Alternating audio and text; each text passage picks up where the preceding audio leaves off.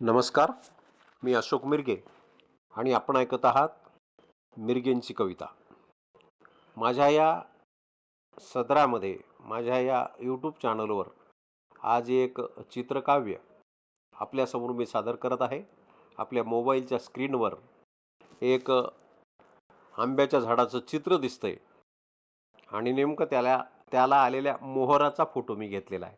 आणि हे झाड दुसरं तिसरं कुठलं नसून माझ्या राहत्या घरी लावलेला हा आंबा आहे. हे आंब्याचं झाड आहे आणि त्याला आलेला मोहर पाहून मला ही कविता सुचलेली आहे. या कवितेचं शीर्षक आहे आला सृष्टीला मोहर.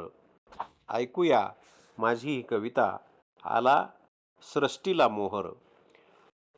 नका होऊ घामाघूम, थोडं सावलीला थांबा, उधळीत सुगंधाला बघा मोहरला आंबा.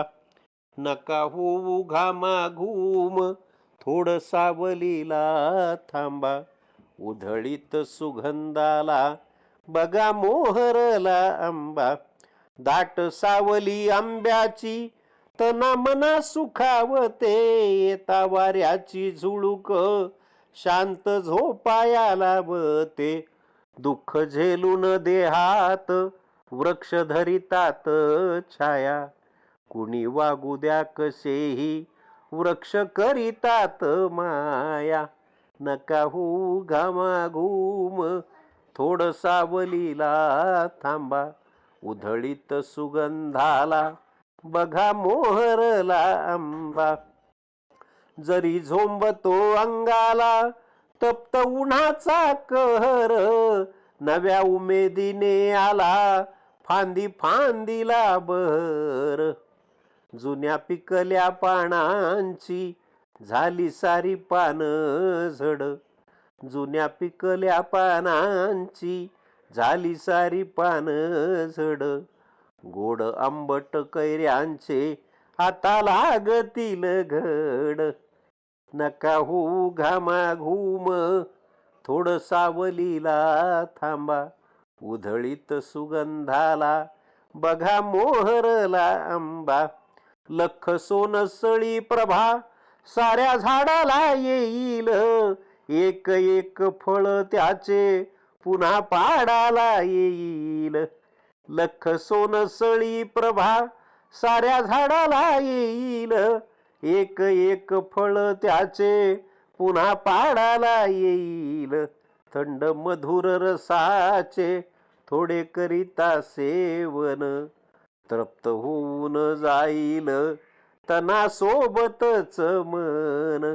नका होऊ घामाघूम, थोड सावलीला थांबा, उधळीत सुगंधाला बघा मोहरला आंबा.